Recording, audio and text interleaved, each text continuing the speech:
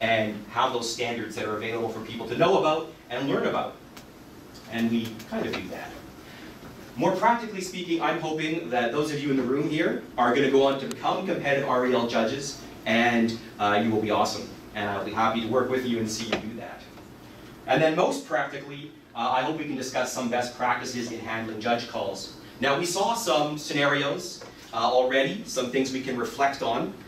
For the most part, I'm going to be talking about things that are a little bit more basic, things where you don't have to assume you have some spycraft going on and players are trying to find lines that are really imaginative to get things by you. I'm more interested in the fact that at competitive REL tournaments, we're going to deal with common things 100 times before we deal with an exceptional thing.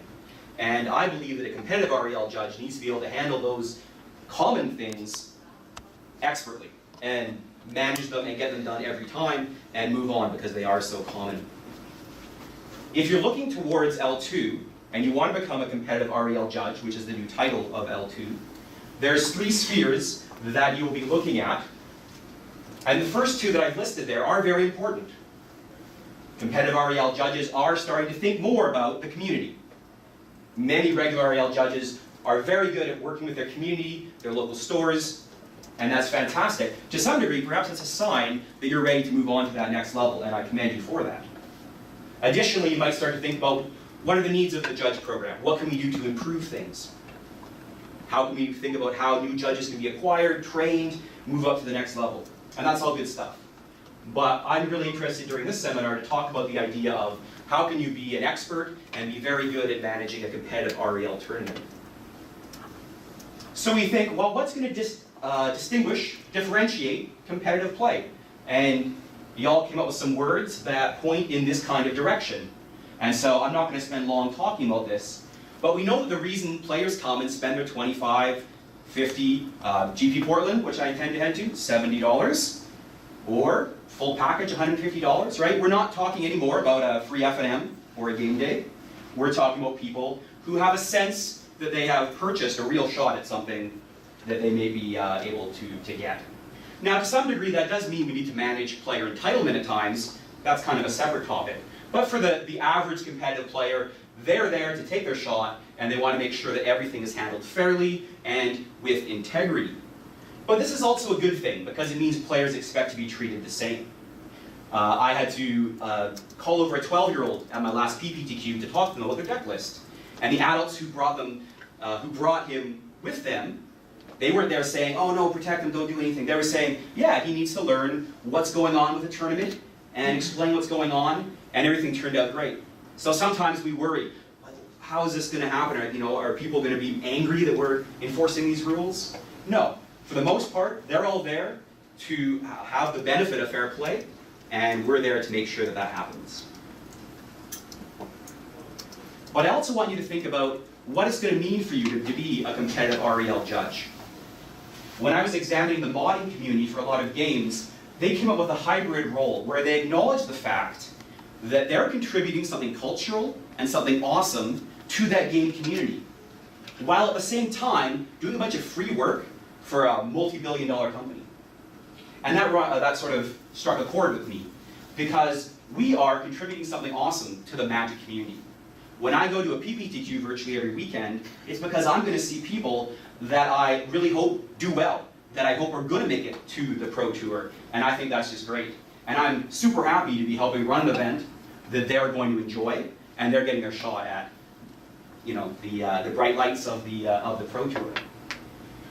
But I don't want us to forget that we're also working for businesses, and we need to come up with models that are going to allow this to be sustainable, because most frequently, what you might hear about the kind of thing that we're doing is this kind of nonsense, this kind of rhetoric. I don't know if you hear it, but do what you love. You love judging. You're going to be there on the weekend. We're not going to pay you, and you're going to love it because you love Magic and you love the Magic community. Don't fall for that. This rhetoric gets used a lot on a lot of different kinds of jobs, and I think it gets applied to Magic to some degree. You're not going to show up and sacrifice half your weekends and not hang out with your partner because you're passionate about the Magic community. So I think you need to see that dual value, that you're there with friends, you're contributing to the community, but you want to make sure that it's sustainable. So think about that as you think about moving forward. But I know that one of the things I've heard from L1s who are looking to move up, people who are interested in competitive judging, they feel a little intimidated by the idea. They're heading out on the floor, it's day one, maybe you even decided your first competitive tournament is a Grand Prix. And so there you are, in a room full of 5,000 players, and you're just like, what's going on? What do I do next?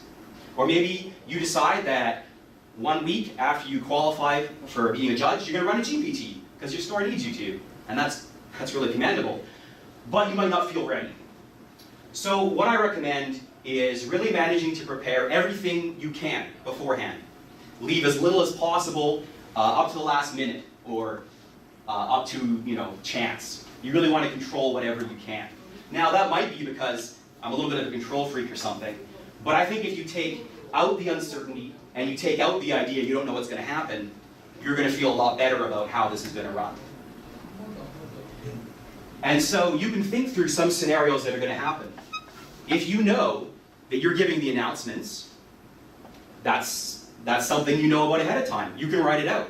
No one's going to feel disrespectful if you have to read your first few head judge announcements. I did. I probably should still do it. It might be better if I do. So managing these kind of things you can do ahead of time is really important. And this isn't a talk about how to be a head judge, but keep in mind that if you are the single judge on staff, make sure you know what the store is expecting you to manage. Make sure you know what they intend for you to handle. Sometimes you walk in the room, it's a PPTQ, and you're like, where are the chairs and tables? Oh yeah, you're going to help us unpack those and get those all done. Oh, good thing I showed up an hour early. Other times, you know what? You've got it so down pat with the store, you can walk in the room, they got everyone signed up, and you're like, all right, everyone got your deck list? Let's go. And whether or not you can do that is really down to how much preparation you've done ahead of time. And I think that we can prepare for more than we think we can. I would claim that to some degree, that competitive REL tournaments are a solved format. We know what they are, we know what's involved in them, and we know how to handle them. That's what we're going to manage as competitive REL judges. And don't forget you've got a judge persona. When you walk in there in your uniform and your black shirt, when a player sees you, you're a judge. And that might seem a little, I'm a unique person, I'm special. Yeah, we all are. But you know what? You walk in there in your shirt and you go to that judge call, you're the judge. What you say goes. Take that authority. Worry less about what's going to happen if you take control of the scenario. Don't worry as much about getting it wrong. Worry about managing that scenario, being in control of it, and not feeling like it's just happening in front of me, I'm just watching it happen, and that's going to lead you to way worse scenarios than just managing the situation and taking control. But I want to talk to you as well about what the BC scene looks like. Because we've had this new path to the Pro Tour for approximately 2 years now.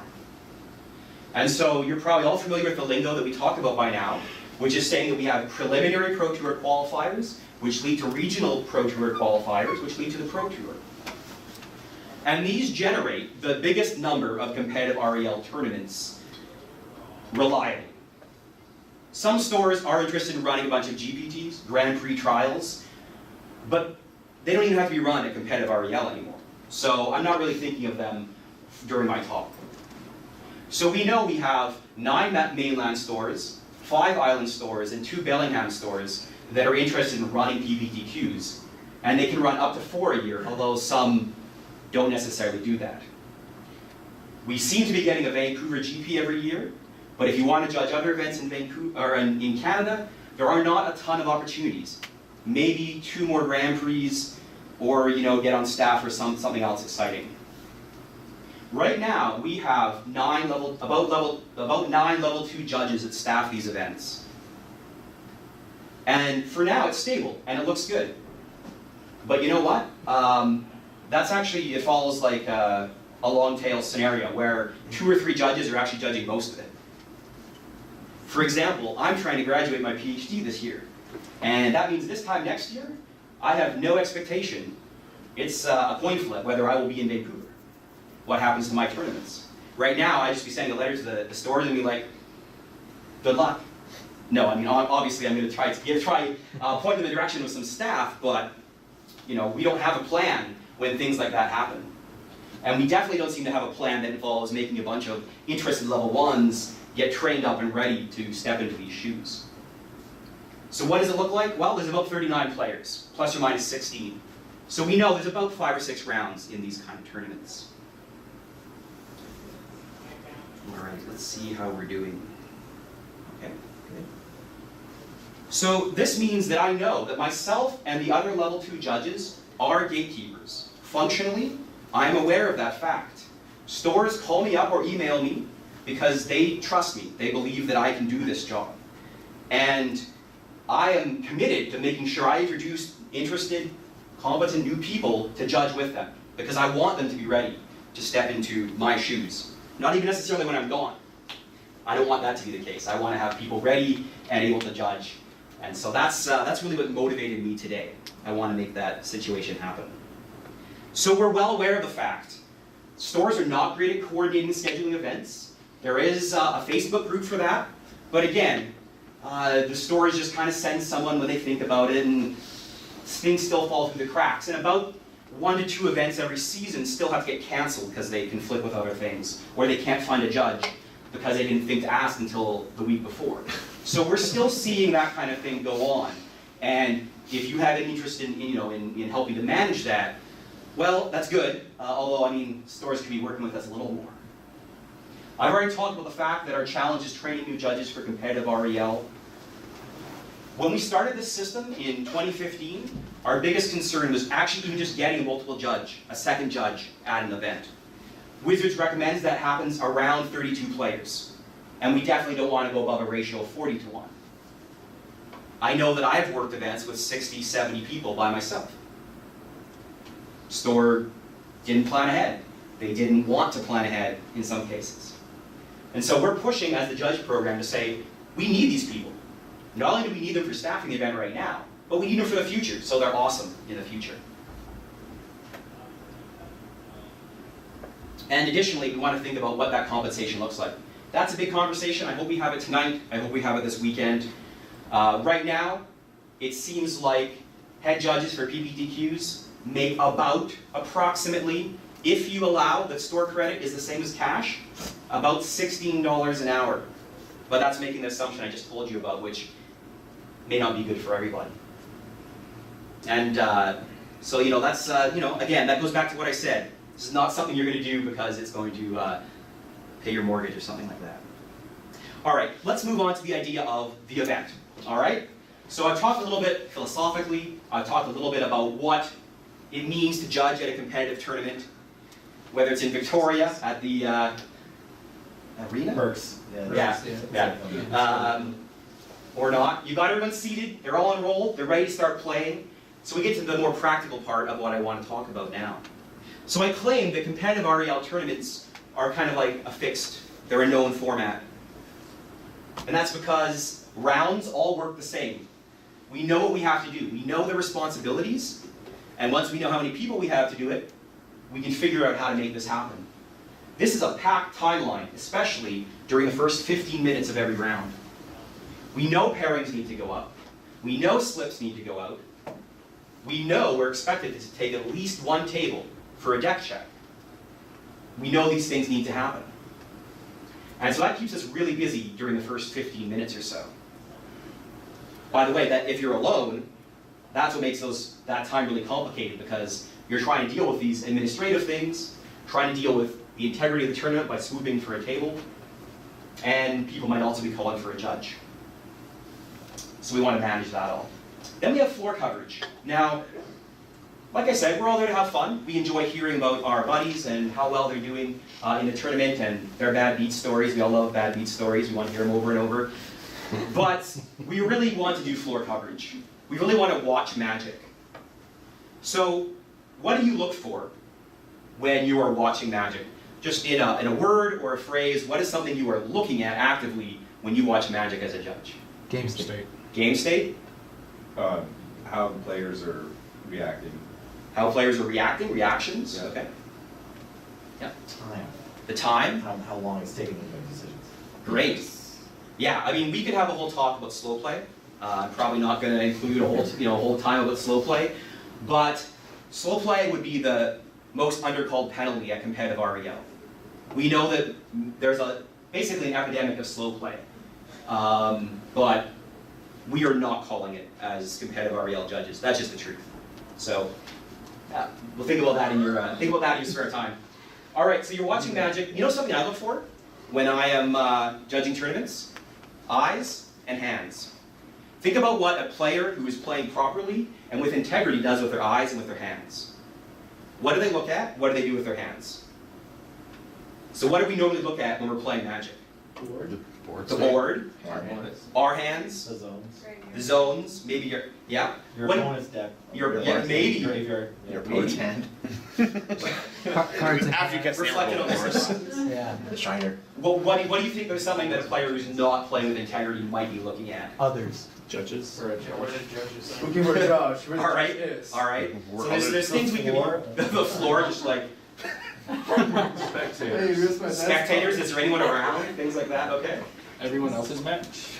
Is anyone else around me? What are some things that they might be doing with their hands if they're playing with integrity? Keep shuffling. No, people who are playing with integrity, okay. So yeah, that's right. As Magic players, they're just always just shuffling their cards, right? Keeping them above All the the table. time. They're keeping them above the table. Yeah, that's good.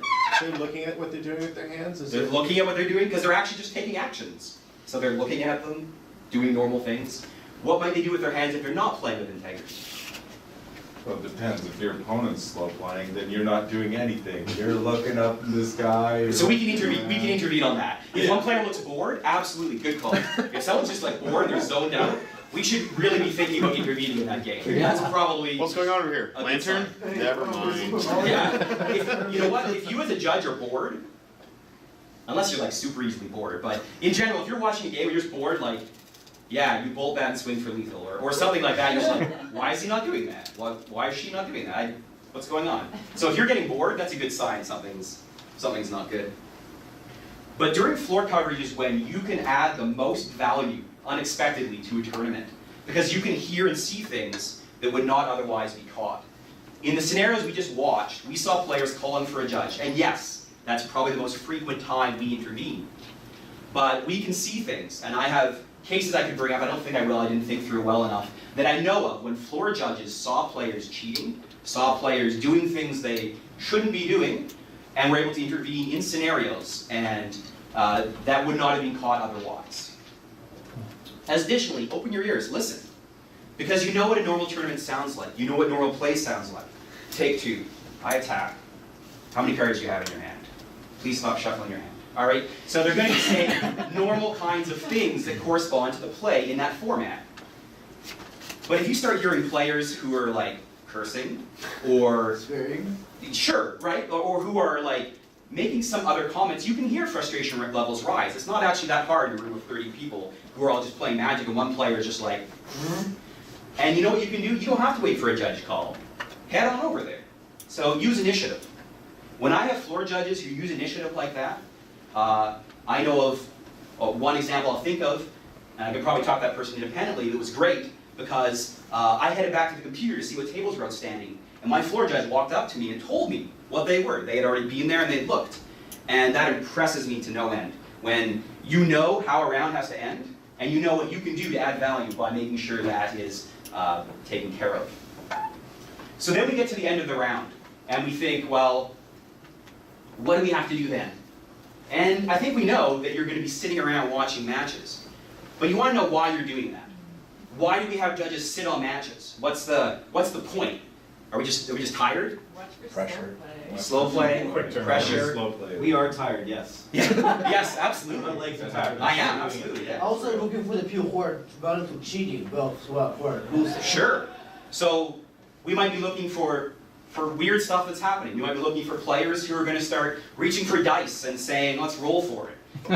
We might be listening for players who are doing things out of the normal because they're at the end of the round. And we want to be able to say, no slips have wandered off, because the score, we went to the scorekeeping station, we know there's 3 tables, we've been to each one of them, we know they're happening, and we can help manage that process. I heard about one player who actually has a plan to wander off with their slip and get a little extra time to have a smoke or get food. so that then I can't end the round.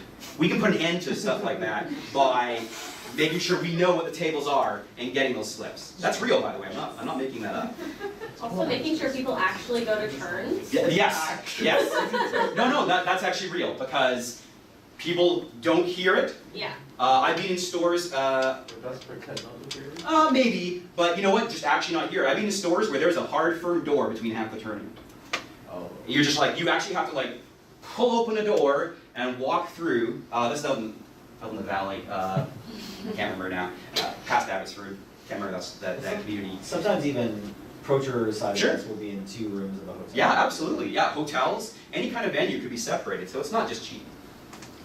All right, so when you get to when you actually do hear a judge call, don't run. We want to be heading there, quickly, but we're not causing a fire hazard. We greet players courteously, and we go to the player who called us, and we keep in mind that every call is an investigation.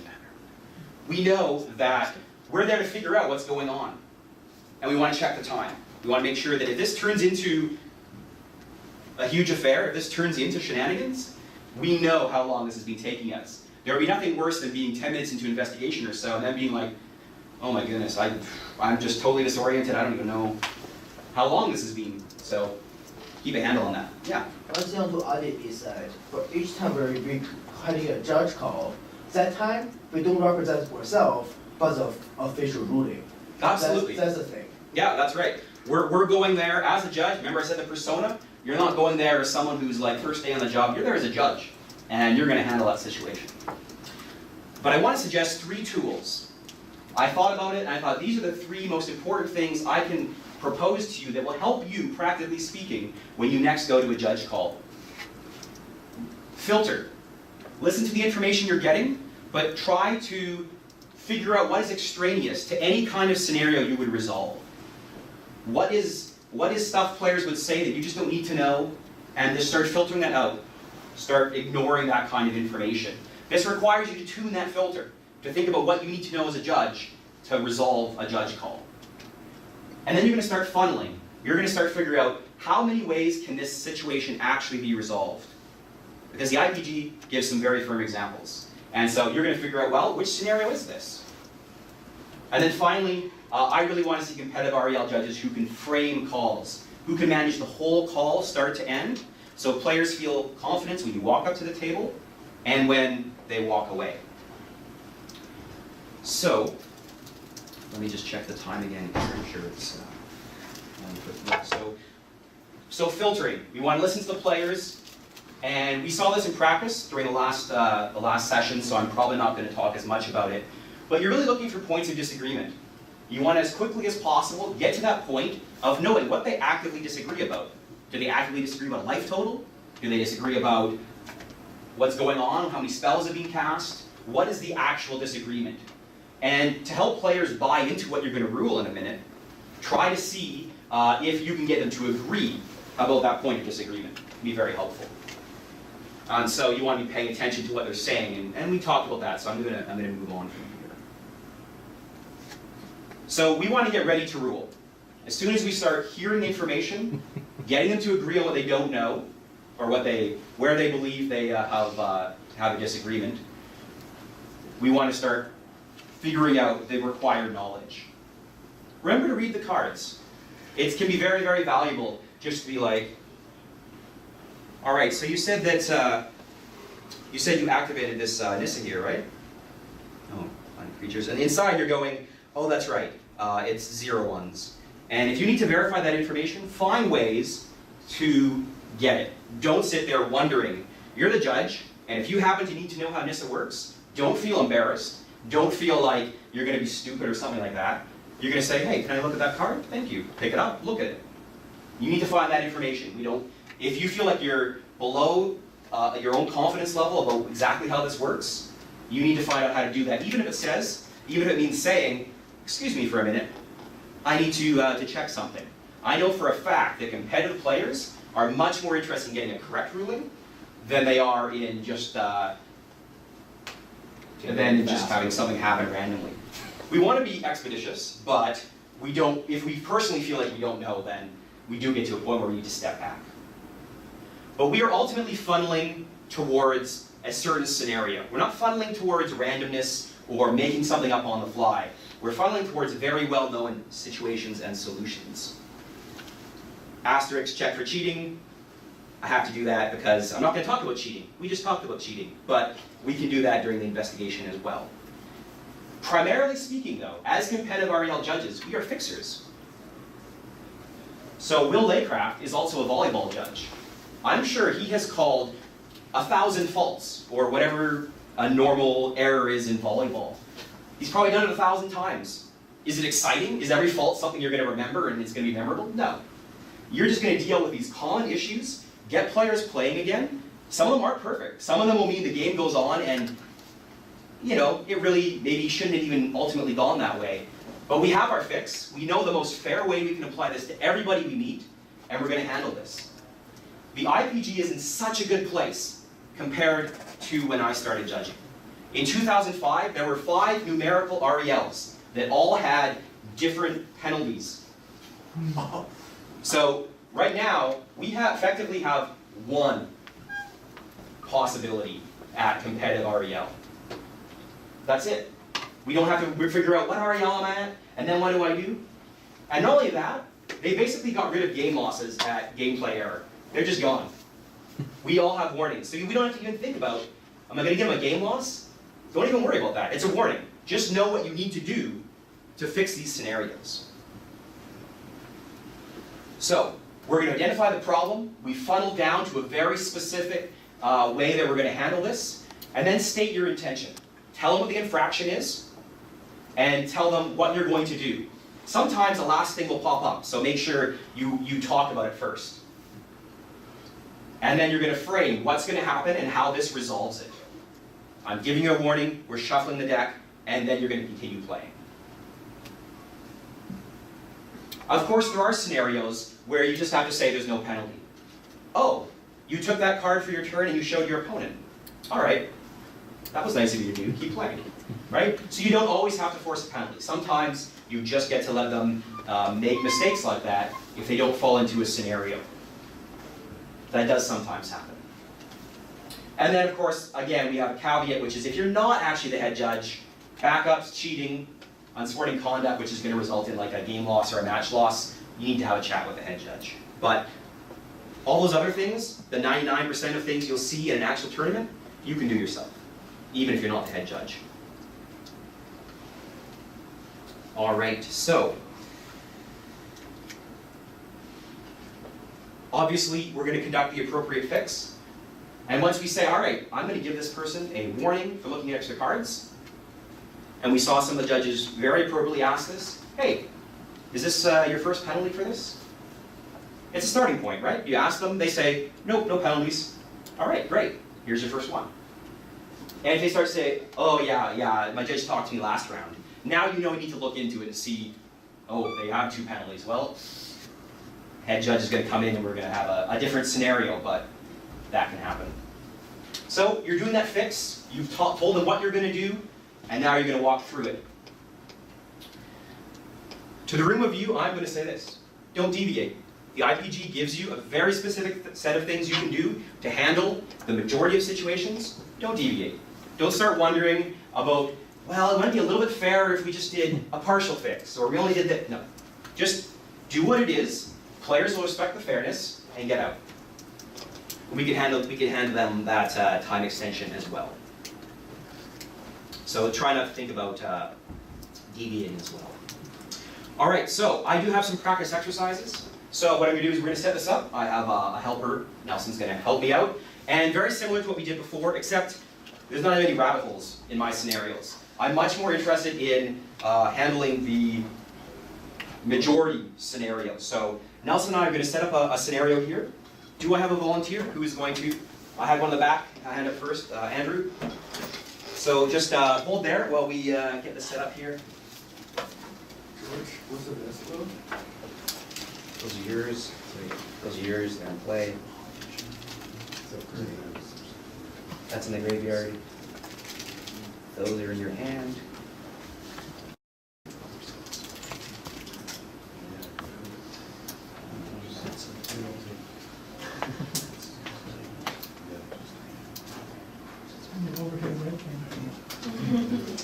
Okay, yeah, so maybe, maybe people would like to get up and look, so it's not quite the same, but we can do that.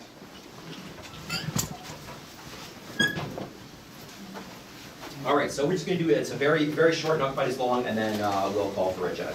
So, all right, so you're gonna draw a card to turn. All right. Oh, okay, wait, Judge. Yes, please. All right, so I just realized we went to Nelson's turn here, but I missed the trigger for my zombie here. From last turn? Yeah, last turn I attacked with That Cletus, sounds right. and I had this ultimate price, and I killed his blocker, and then I attacked, and I forgot my zombie. Can I get my zombie? Well, it is a missed trigger. There's no warning here, but unfortunately we passed enough time that we can't put it back on the stack for you. Okay, so I just don't get that. And does that stay in the graveyard? Ooh, no. Oh, so I don't get a zombie, but that doesn't stay in the graveyard? We don't have a May effect here, Nelson. It says if it would die, exile it instead. So we're gonna have to back it up. He forgot to do it though. Yeah. Yeah, this is. All right. So what we're gonna do is we're gonna step back for a minute, and again, talking two or three of you, don't just think about the correctness or incorrectness. Just think about the scenario. Think about what you would say, and have that chat, and then like in 2 minutes, we'll reconvene and talk about that. So. Yes, absolutely. Go ahead and step back, chat with people. Read the card first. RTFC.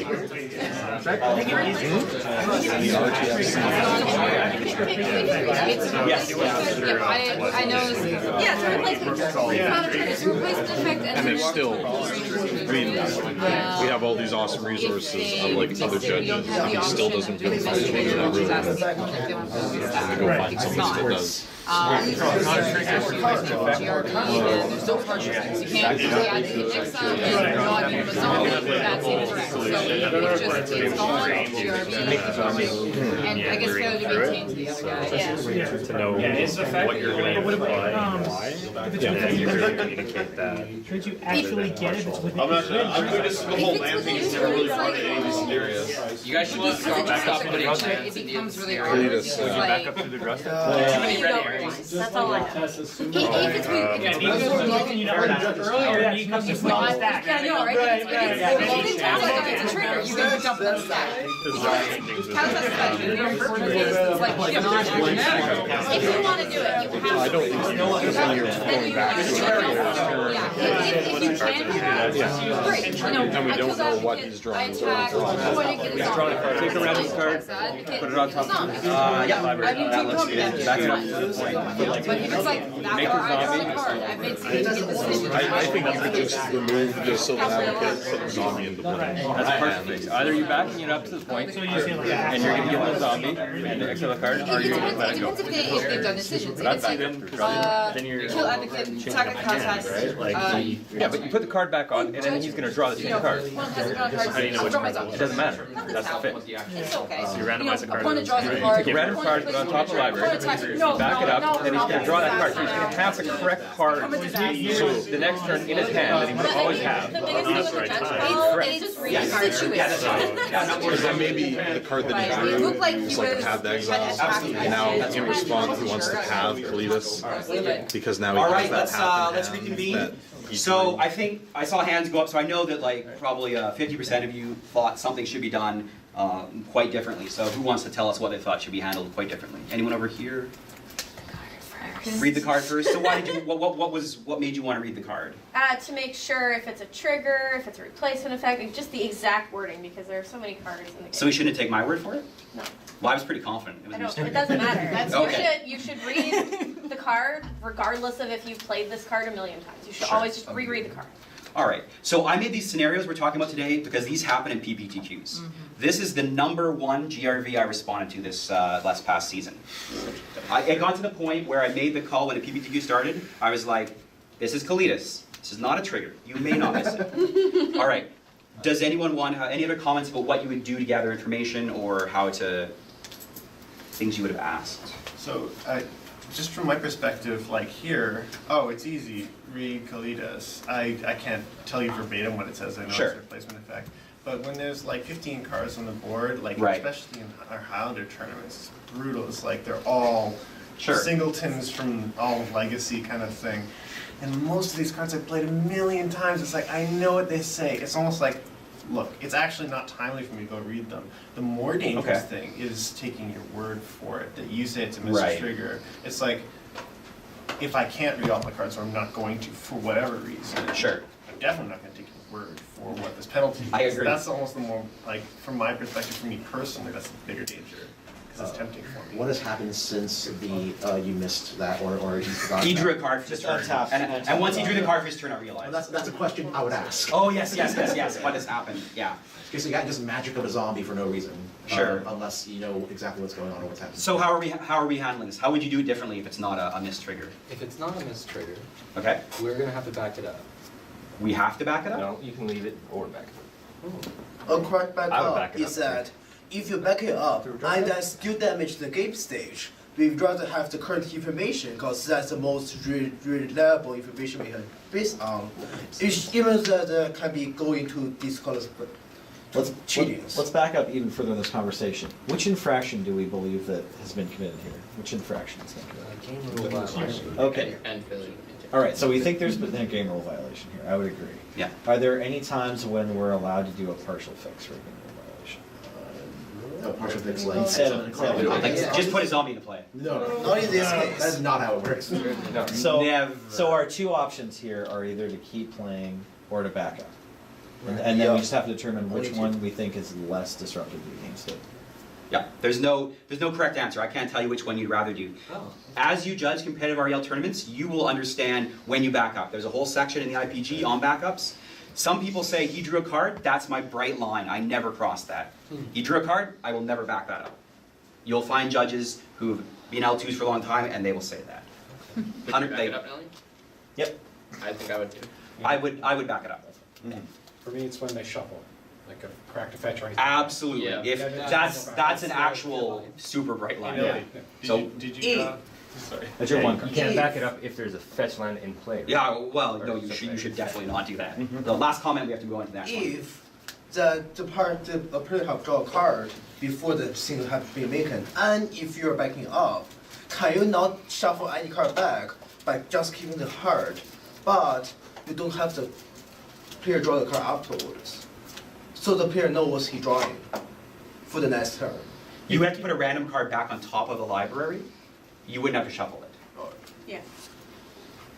All right. You would have to not shuffle it. Right, yeah, you would not shuffle it. No. All right, so thank you. Got your little promo card there. So, someone else, Tangible benefits? someone else Now wants everybody to? volunteer. You want to?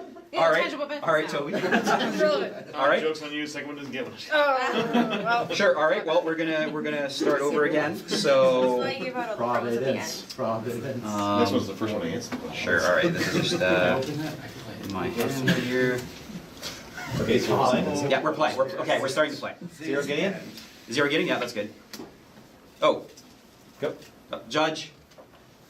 What's up? My opponent just activated Gideon to put a knight into play, but he looked at the bottom of his library. He just picked up his deck and he put a token in. That's where my token was. Your tokens are on the bottom of your library. They were just kind of sitting here. It's really crammed. There's no space on this table. Did you see the bottom part of your library? Yes. Alright, so we're gonna have to give you looking at extra cards. Have you guys done any scrying, or is there anything on top that we know the order of? Let's see, I think, I cast What this did you- Read the Bones. Did you put is that anything on the scry? bottom? It is Yes. scry 2, draw 2, boost 2. Oh, that is scry, okay. Did you remember putting anything on the bottom? Wait, did I cast this or did you rest it away? No, you cast it on turn 3 before you cast Gideon. I think I kept them both on top. Get them both on top? Did I put one on the bottom? Was it? maybe you would have touched your knight token then. I don't know. Yeah, you probably left them on top. Okay, so we're just gonna randomize this. We're gonna give you a warning for looking at extra cards. Have you received any infractions of this nature previously in this tournament? Yes. How many? This is my second. 7. This is my second looking at extra cards penalty. Okay, so if you get one more, we're gonna have to issue you game loss, so I really wanna encourage you to be a little more careful. Please stop looking at extra cards. Please try not to keep your tokens on the bottom of your library. Okay. Or near the bottom of your library. I just want to keep them in play all the time. All right. All right, great. Thank you for that. So, I don't know if there's gonna be as much discussion, but maybe just some comments. Yeah, what's that? 2 on top, should have been left on top. Yeah. Oh, they were drawn? It was Okay, 3 turns no ago. problem then. Yeah, good. Another thing I would want to ask is if Read the other cards. looking at extra cards, like what was the situation? Like, Okay. was it the same thing? Was it the token on the bottom? Because there's different ways of getting look at extra cards. Sure. How do you slide 2 cards to the bottom? I if think there's a in that token underneath case, it? if you're suspecting That's a good cheating, you don't so much talk to the players, you talk to the other judges and say, hey, did you issue this guy a warning for what was the deal? So that way you can kind of see if you think he's cheating. I didn't think he was. I thought he was just a dope, but Yeah. I mean, That's probably. It's probably a good guy. All right. The biggest tokens on the bottom. So- tangible benefit. Yes. Yeah. Any comments in regards to how the call was handled? Because we can maybe get into that a little bit more. Is there anything? What's up? Probably not the best. Yeah, you know what? It's a persona question. You might start to develop what how you match with the players and exactly how you handle that. Yeah, it's like you don't go up and high five them this year. Yeah, I mean, it really depends on how well you know them. I would really recommend hi there, how can I help you? Something that's pretty plain. Some sort of like answering the phone kind of thing. Yeah, you're gonna develop what that is. Yeah. Now, yeah, in the actual call where I handled it, they had scryed 2 to the bottom. So what are we doing there? We're gonna keep those 2 On the bottom. and then randomize the. You don't need to randomize the rest. But the bottom is.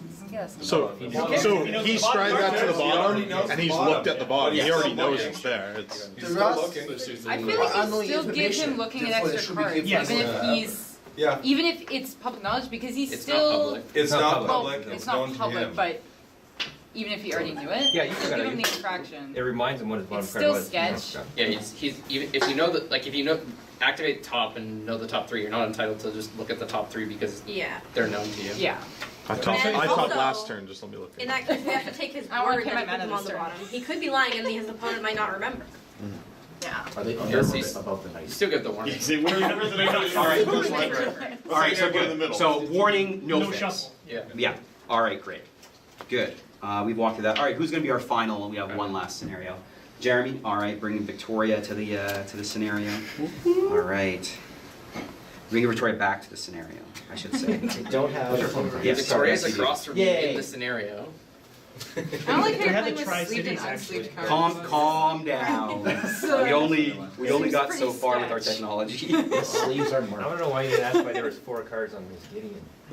Yeah, don't worry about it. People That's need right. features, more features. Those are my Down. sideboard cards. I'm using them as counters. I really are those Cyber cards 4 are cards actual that's magic being cards? face down? I love when you're in a clearly. Aren't Lily Cannons just cards I set on the top of your library? Oh. Like, oh, don't do that. Gerbils. That's the way I play at my kitchen table. Don't do that. Gerbils get. So you card that's Axel. You're ready to start? All right, we're ready to start. Okay. Morph. Yeah. All right. Go. That's a forced. Really? Or No. no? Okay. No, wait. Oh, I want to unmorph this. Judge. Hi, how can I help you? My opponent, I think. I cast I don't know what this he's doing here. card as a morph.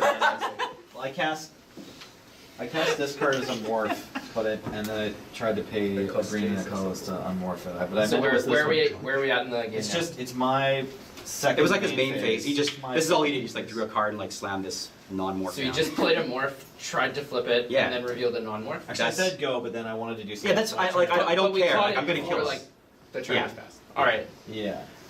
So we're Nothing else gonna- happened until after I morphed this guy. So you're gonna get a game rule violation. Okay. We're gonna rewind you casting this illegal spell, Okay. and then we're gonna be back into your main phase. Okay.